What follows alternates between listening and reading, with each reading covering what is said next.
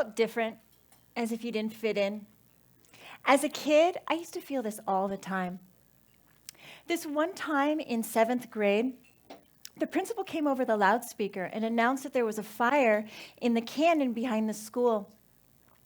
We evacuated down the hill, and I remember looking out the window, and I was just mesmerized by the beauty of the fire, dancing on the ridge, and the vibrant reds, orange, yellows.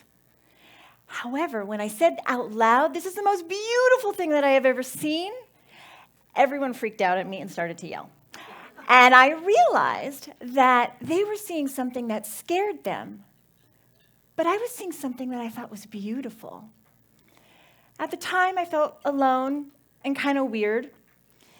As, I felt different, but I really was different. I didn't see the world like everybody else does. I see it in pictures, colors, and light. When I was a kid, the teacher would be teaching something, and then something sparkly and shiny would catch my eye outside, and I would, with delight, get so excited and go just stare out the window and look at the birds and the trees. And, the teachers didn't find this behavior delightful at all, and they wanted me to sit still, be medicated, and listen. That's not me. So when I was 8 to 13, I found out you could go to Europe with the Girl Scouts. I was like, what? For sure. I am totally in. However, my troop did not share the same enthusiasm that I did, except my Girl Scout leader, Katie. She got it. And she also knew how to nurture and develop my leadership skills. As a kid, I would struggle at times, and I didn't necessarily understand why. Until I was in the 1st grade when I was diagnosed with dyslexia. This is when I actually got a label to identify, what made me a little different.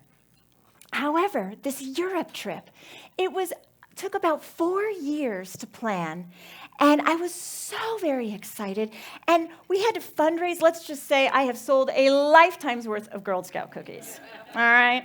However, this trip, we got to backpack Europe. It took 7 weeks. We went to 7 countries in 5 weeks. We got to taste the gelato in Italy.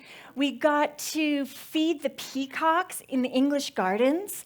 We even played hide and go seek in the Palace of Versailles. And the most fun was that we got to follow the World Cup team across Europe. And every country we went to won. It was fabulous.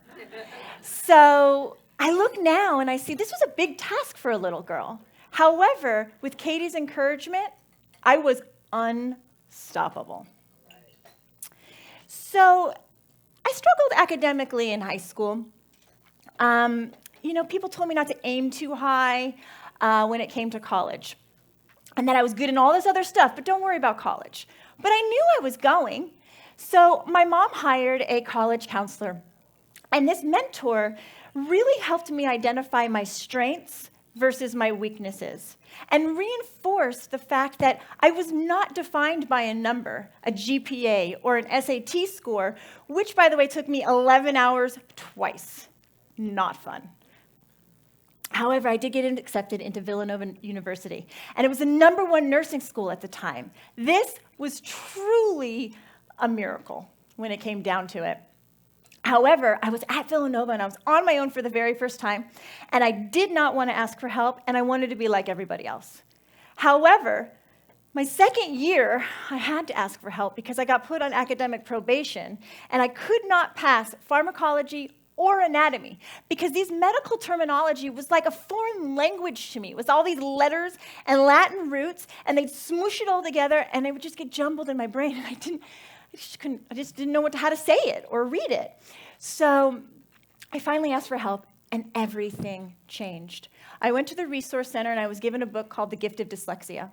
And I was given all these tests to identify what type of dyslexia I had and how I could possibly study certain information, like putting things in colors and grouping information that is best for me to learn. This 2-week assessment was the very best thing that I have ever done for myself. It was by asking for help, I got to learn the play of my brain, and I got to understand how I process information. This was amazing. However, a semester before I was supposed to graduate nursing school, I was faced with my first form of discrimination, and 4 of my civil liberties as a student with a learning disability were broken. I felt devastated, really defeated, and embarrassed, like I didn't want anybody to know. I went to my aunt, who is a learning specialist, and she took me to see her mentor. And I was asked, is nursing my bliss? And I had to be honest with myself. It really wasn't. Human behavior was, but I didn't want to change wounds and all that kind of stuff. So in my heart, I knew that I was right, and I knew that the school was wrong. But I had to make a big decision. Did I want to be right, or did I want to be happy? And I chose to be happy. So I left nursing, and I got a major in sociology and psychology.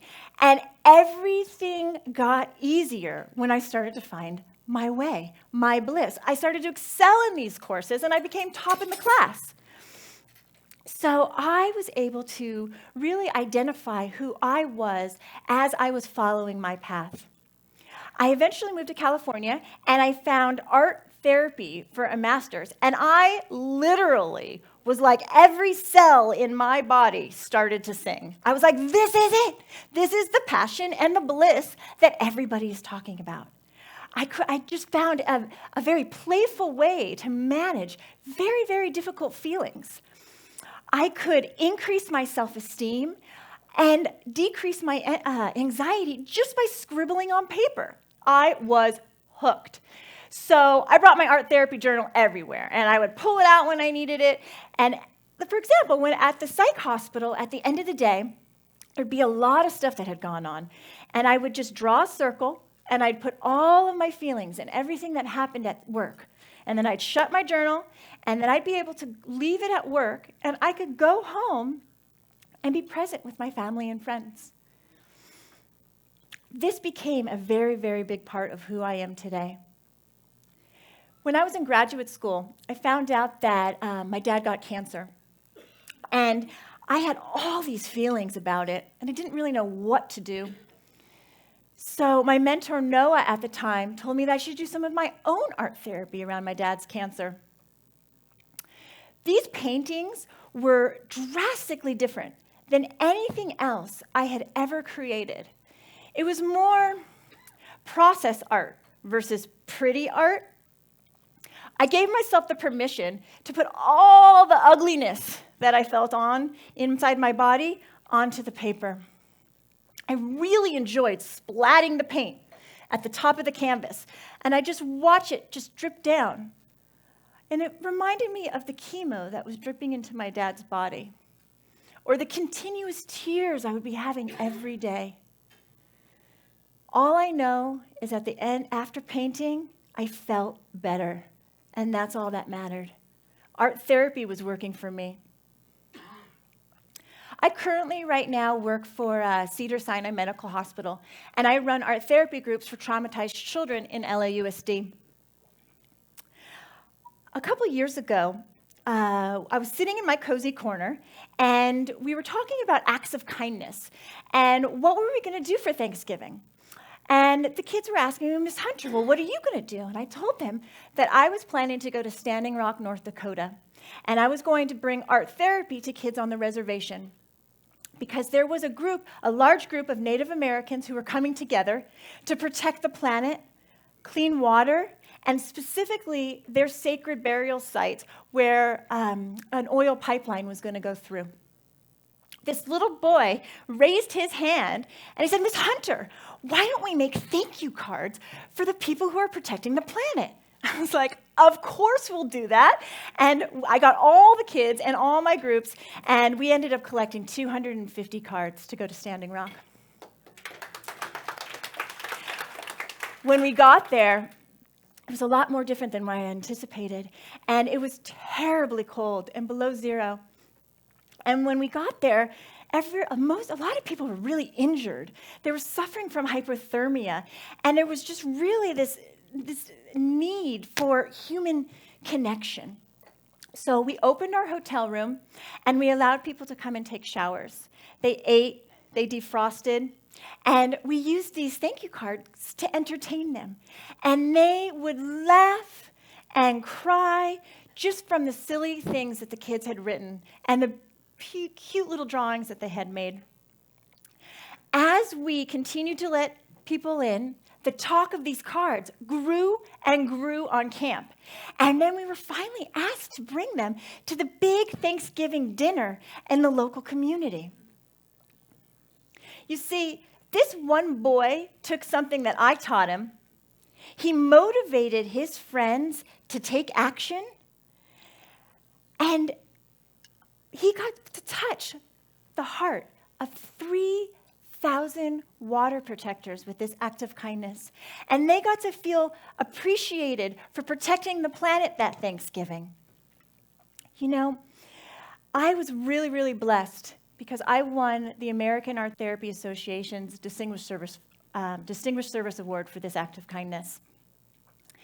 It brings me bliss in my heart to be a mentor for others today, to know that I get to be a part of their future generation and teach my wisdom along the way.